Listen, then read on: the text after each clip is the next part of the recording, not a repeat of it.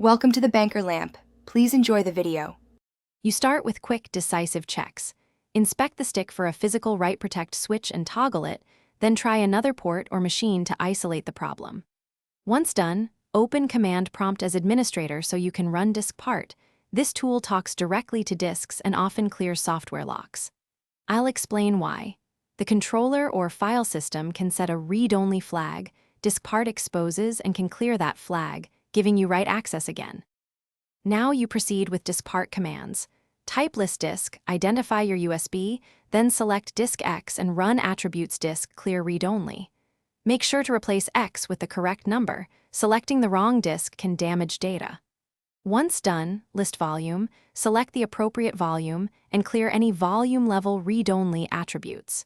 If the file system remains odd, run chkdsk to repair errors, and then format to FAT32 or XFAT to reset the file system. Finish by attempting a full format and repartition after backing up any recoverable files.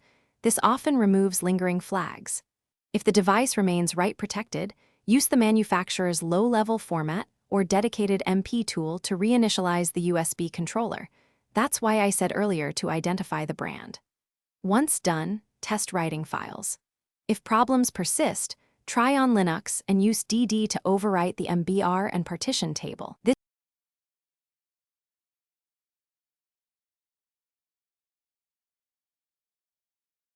Thanks for watching. If this was helpful, leave a like and consider subscribing. See you next time.